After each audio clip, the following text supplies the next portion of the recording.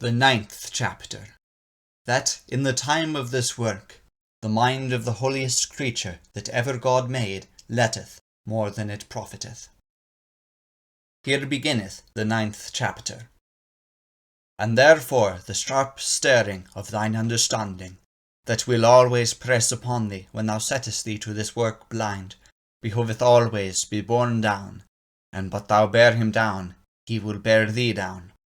Insomuch that when thou winnest best to abide in this darkness, and that naught is in thy mind but only God, and thou look witterly, thou shalt find thy mind not occupied in this darkness, but in a clear beholding of some thing beneath God. And if it thus be, securely then is that thing above thee for the time, and betwixt thee and thy God. And therefore purpose thee to put down such clear beholdings, be they never so holy ne so liking.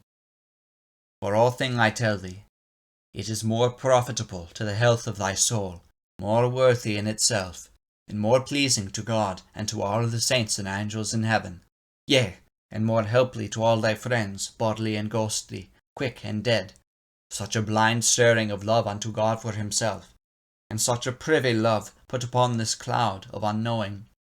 And better thee were for to have it, and for to feel it in thine affection ghostly, than it is for to have the eye of thy soul opened in contemplation, or beholding of all the angels and saints in heaven, or in hearing of all the mirth and the melody that is amongst them in bliss.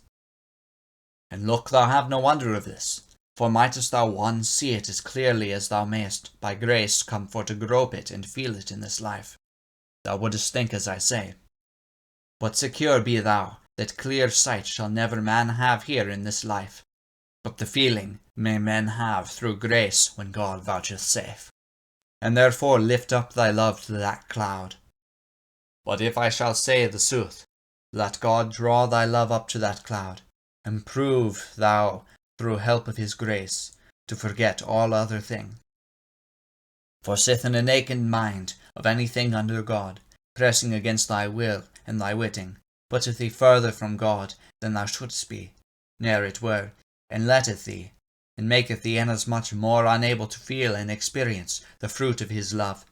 What trowest thou that a mind wittingly and wilfully drawn upon thee will hinder thee in thy purpose? And sith in a mind of any special saint, or of any clean ghostly thing, will hinder thee so much, what trowest thou that the mind of any man living in this wretched life, or of any manner of bodily or worldly thing, will hinder thee and let thee in this work? I say not that such a naked, sudden thought of any good and clean ghostly thing under God, pressing against thy will or thy witting, or else wilfully drawn upon thee with avisement and increasing of thy devotion, though all it be letting to this manner of work, that it is therefore evil. Nay, God forbid that thou take it so. But I say, though all it be good and holy, yet in this work it letteth more than it profiteth. I mean for the time. For why securely he that seeketh God perfectly, he will not rest him finally in the mind of any angel or saint that is in heaven.